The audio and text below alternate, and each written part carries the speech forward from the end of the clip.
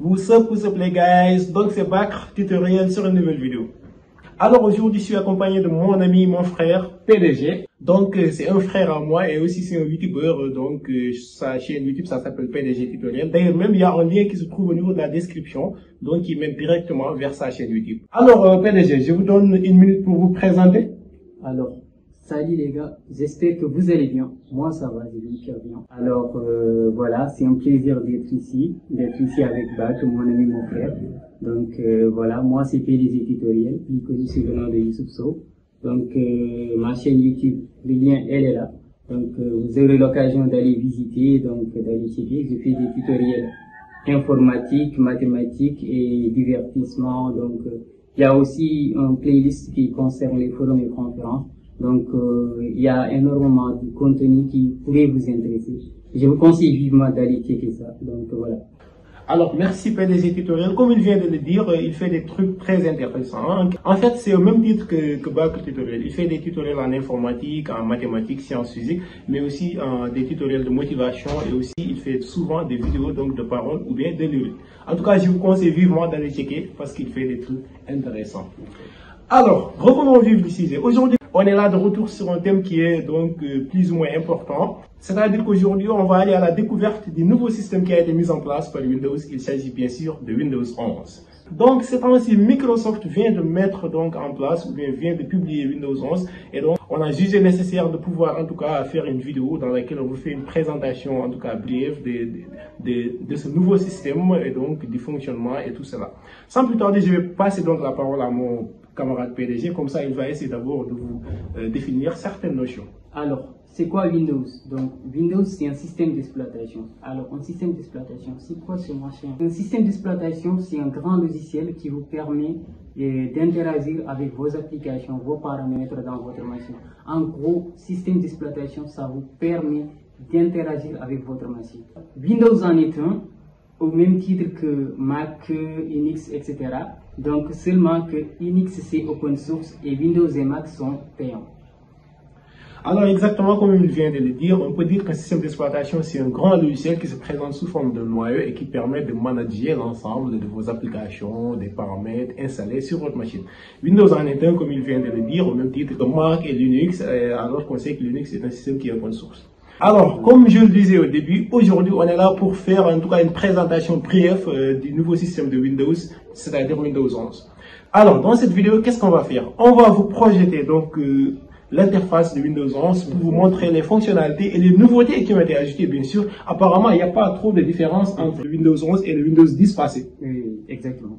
Donc, en gros, comme il vient de le dire, on va vous montrer les quelques améliorations apportées par Microsoft sur Windows 11.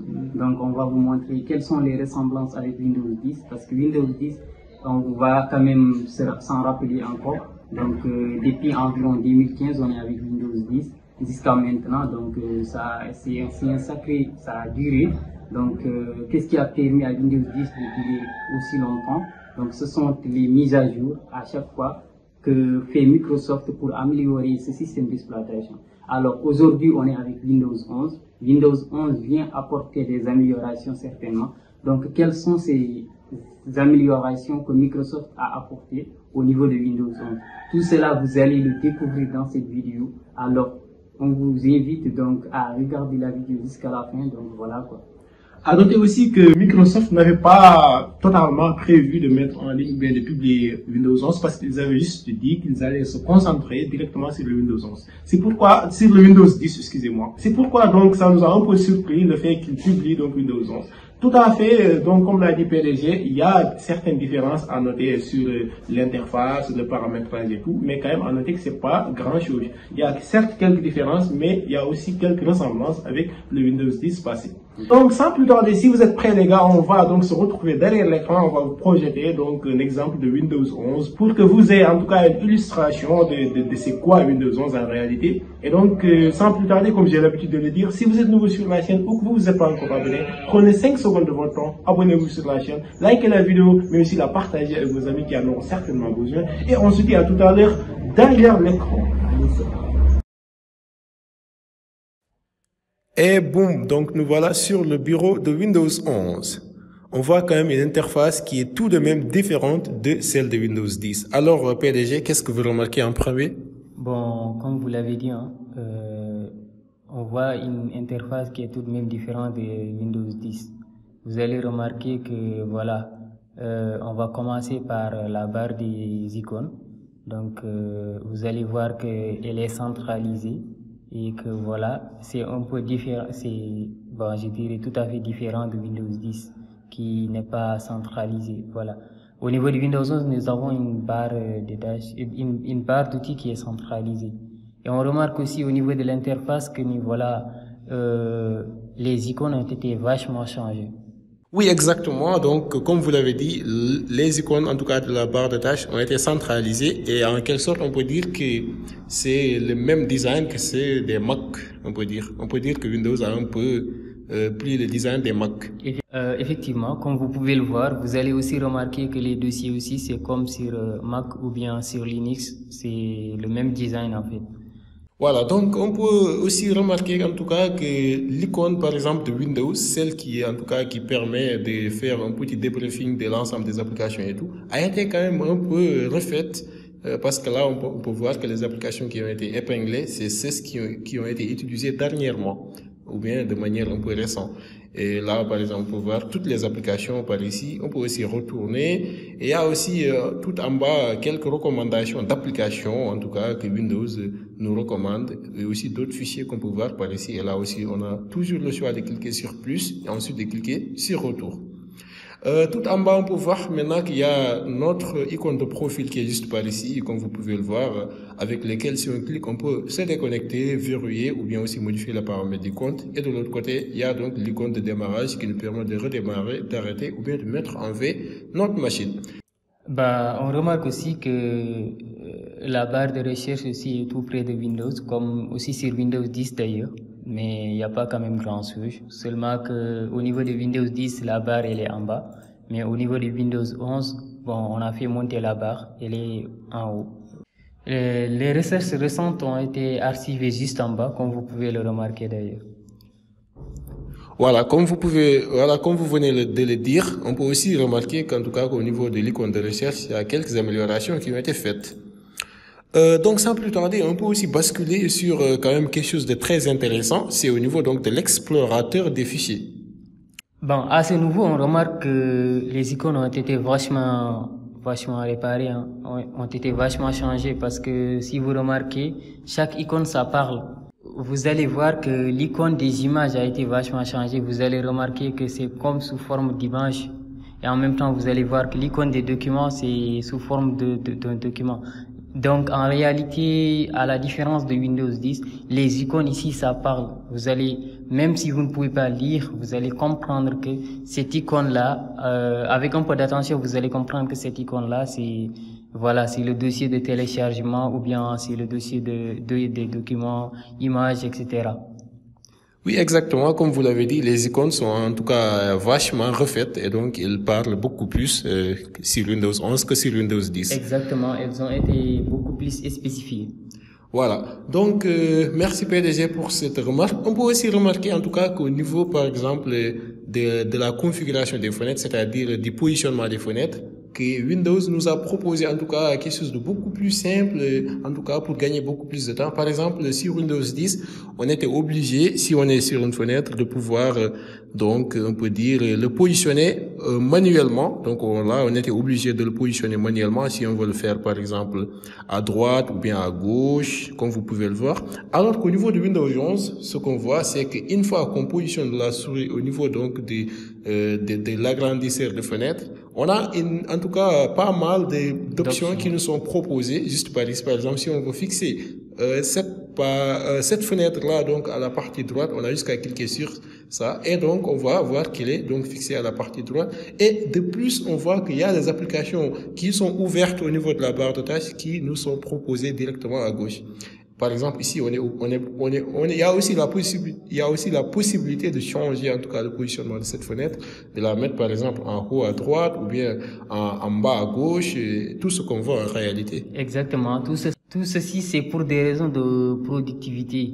C'est pour des raisons de productivité. Donc, on a donc plus de possibilités d'ouvrir plusieurs fenêtres, donc d'avoir une vue sur toutes les applications en tout cas qu'on a ouvertes pour donc voilà pouvoir tout contrôler à la fois. Oui, vous avez raison. En quelque sorte, ça nous permet de gagner beaucoup plus de temps. Exactement. Voilà. Donc, une autre remarque qu'on peut citer, par exemple, si vous êtes sur Windows 10 et que vous êtes un peu à jour sur les dernières mises à jour de Windows 10, vous allez voir qu'il y a une application qui était un peu en bas au niveau des barres de tâches qui a été ajoutée. Cette application-là, elle se présente comme ça. Et certes, quand même, elle a besoin d'une connexion Internet pour se charger. Exactement. Vous allez voir qu'il y a beaucoup, par exemple, d'utilisateurs de Windows qui se demandaient comment, en tout cas, enlever cela. Voilà, comment désactiver cela. Exactement. Parce que c'était un peu, quand même, c'était un peu gênant et saoulant, comme vous l'avez dit. Alors maintenant, au niveau de Windows 11, on voit que ça se présente maintenant sous forme d'une application. Donc, c'est celui-là, je crois bien. Si on clique, on va voir, par exemple, que le 8.7, ça se présente comme ça. Comme je l'avais dit, en tout cas, ça nécessite quand même une connexion Internet. Comme vous pouvez le voir maintenant, ce n'est plus, en tout cas, quelque chose qui est fixé au niveau de vos barres de tâches, mais c'est une application.